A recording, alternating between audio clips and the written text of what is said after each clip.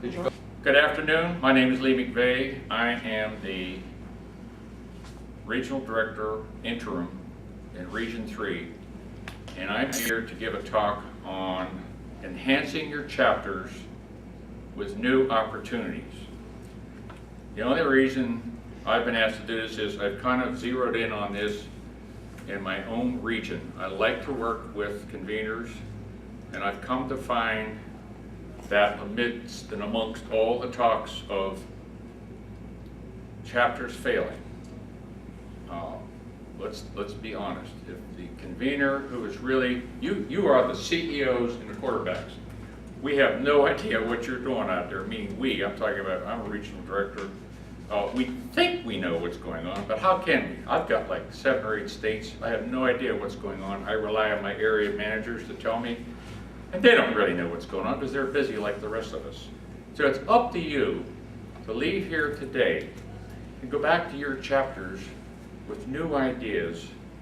All I'm going to give you is some conceptual templates that I've come to understand by working in Region 3 and talking to my conveners. You could probably add another 100 ideas to this list. It's not like I've got some list no one's ever heard of and you haven't tried most of them, because maybe you have. But what I'm trying to do is enhance your ability as a convener to go out, go back to your chapter, be innovative, come up with some things you haven't tried before, because if you don't, history shows itself that people will get bored. Why should I pay dues? I don't really need Sharing Magazine. We're not really doing anything here. It's just like a little prayer group. We're not going out of the 4 walls of the church, blah, blah, blah, blah, blah. Dynamic ideas that you will share with your team. You know, understand something. CEOs and quarterbacks are no good without the team around them. You have to go back and establish a team. Meet with your team members and say, hey, I just came back from Kelowna. I got some great ideas. Some of them don't pertain to us, this area of the country, but some of them are kind of interesting. Let's have a team meeting and see if we want to try one of them. They sound new and different and exciting. So basically, that's my reason for being here. Now let me open with a story, because I'm a storyteller. Our bishop, who's new in our area, outside of Charleston, South Carolina, he came to visit our church about a month ago. He told a story, which I thought was interesting, about how he got out of seminary and he went to his first church, and his first encounter with healing was this distraught, depressed, severely depressed man in his 60s came to see him. He could tell he was severely depressed, and he said, sir, what's troubling you? And he said, well, I'm concerned about something my daughter said a while back, and I've just been mulling over it. And he said, well, what's that? She said, quote, if Jesus were alive today instead of 2,000 years ago, maybe he could help me. The priest said, well, what did you say to her? He says, I didn't say anything, and she committed suicide. Oh. And you see, this is what OSL is all about, I think. Is all around us, we live in a parallel universe. All around us, people are saying they're okay, but we know better, because we're no better than them. We've got problems as well. Instead of saying, I'm struggling with something, and I hear about this Jesus, could you tell me more? Because I've tried acupuncture, and I've tried herbals, and I've tried magnets in my shoes. None of these things work. Could you help me? Oh, this is where we come in, folks. So there's a great need for this organization. And that story just burned in my heart. When I heard that, I grieved. I almost cried. I thought, oh man, because Patricia and I trained under Billy Graham in Europe for 13 days on how to be an evangelist. I would love to have evangelized to her right then on the spot, but it didn't happen. So, what do you do as the head coaches and the CEOs? You do what every other head coach and CEO does. You set the agenda, you administer overall planning, you give focus, you set goals, and you conduct business. And we don't pay you to do that. So that's a great responsibility to do on your own as a volunteer. And I know that if we give you the tools to empower you in any way we can so you can do a better job of this, then your chapter is going to be more thriving, more energetic, more people are going to want to join. Look what these people are doing. So basically, what I'm going to do is give you some conceptual templates to talk about. And so let's review those because we are on time limit. Now, understand something. I'm a professional clown. I clown in the hospital industry. I've clowned all over Europe. I've been trained as a professional clown, and I'm into show and tell. I like things, okay? I like people to see props. Now, other OSL people, they don't care for that, but what I'm going to show you today are things to give somebody, let them touch, hand out to them, because that's just the way I am, and it seems to work in Region 3. We're not doing too badly with that kind of routine. But you all might say, well, that's not my thing, but that's my thing, so here it is. Okay, you've got two roles to play, and one of them is the business role, and the other one's a spiritual role. Let's review those, because I have some comments to make. Okay, the first one is to collect regional dues annually. Now, a lot of Europeans, New Zealanders, Englanders, and Australians, they don't really understand some of the things we do in America, and I can understand it. I'm not sure we understand. But some of us do collect regional dues. Why would you want to do that? Well, first of all, on page 16 of the convener guide, it says you, the conveners, are to collect, they call it a regional tithe. I think we're going to try to reword that. We're going to try to reword that whole book because getting a little old in the tooth there. But instead of a regional tithe, we've kind of renamed it regional dues, okay? And in our region, we've upped it to $5 a person a year. Now, that doesn't sound like a lot of money, but you'd be surprised how many conveners fight me on this. I say, please collect one time, get all your members together, get $5 and just send me one check to our treasurer so we can build up our treasury and run the region. We mail things out, I take trips. Guy called me the other day from Georgia. I live in South Carolina.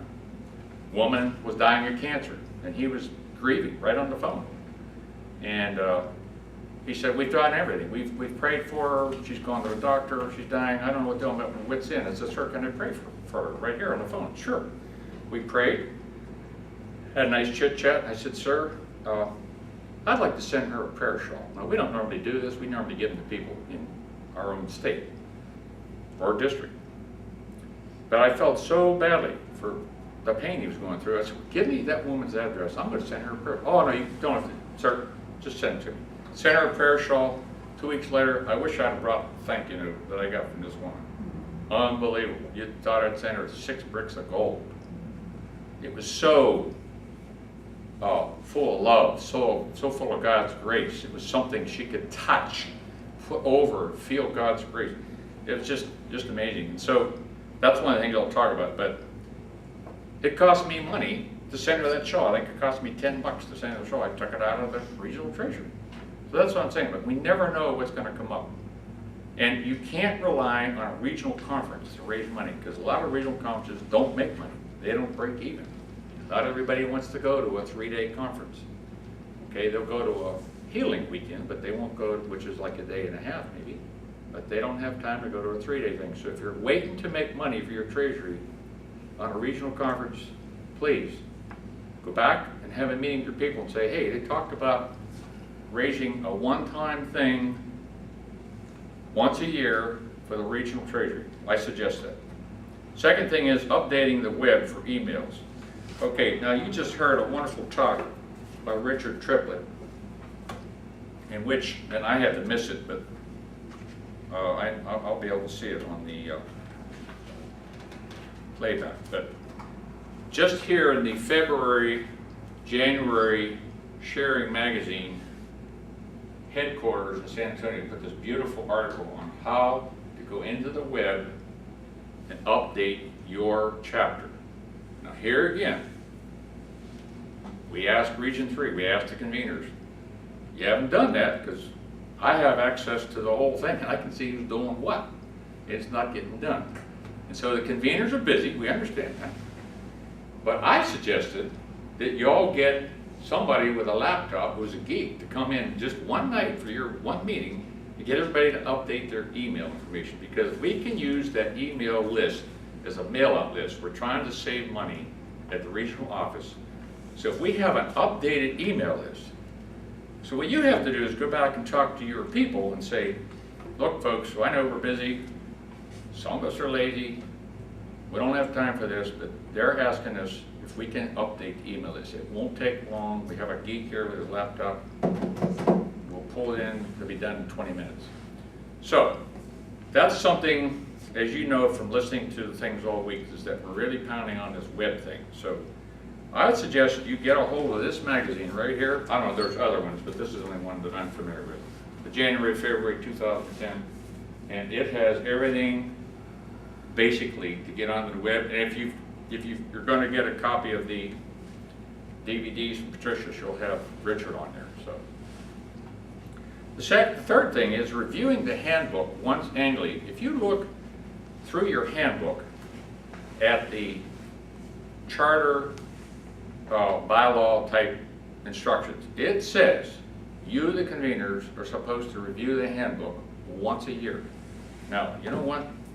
We are very busy people, and I wouldn't be surprised if that slipped by a few of you. Now, what I have here is, this is the latest, absolutely dynamic handbook from Australia, which they've redone and modernized, brought in the 21st century. So us folks in the USA have to take a close look at this. And then I was showing it to a guy from New Zealand. He says, oh, ours is better than that. So he showed me his from New Zealand. I thought, wow, we got to get going here. But okay, whatever book, right now you only have the one. If you're in USA, it's the only one we have, and we have to update it. But if you're in Australia or New Zealand or England or whatever, you take the handbook that you have and say, we're going to have a meeting, let's say 2 months from now, and I, the convener, am going to review the necessary things in here. We're not going to review the whole thing, but there's just certain things in here. Why are we relevant? Why do we have to have OSL? How do we get into the 21st century? Are we doing the things we're supposed to do as a chapter? Let's review what the handbook says. And so you're the quarterback, so they're looking at you for guidance and leadership here. And you'd be surprised. You'll go through this, you'll say, what can I do in 35, 40 minutes? I'll just take the meat out of here and cover the things we really need to know. And then you'll have a meeting and review the handbook. That's all you got to do. You don't have to do it for another year. People will leave, people will join again. You might even get a new convener. You do it again. Once a year, review the handbook. Folks, I'm not making this up. It's something they tell us to do. Okay? I just bring it up because I'm here covering with you certain things that we hold you accountable and responsible for.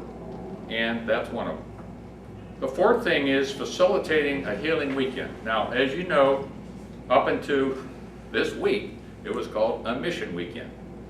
But the board of directors met, and in their wisdom, in reviewing how we can come into the 21st century, have decided that we're going to refer to it as a healing weekend.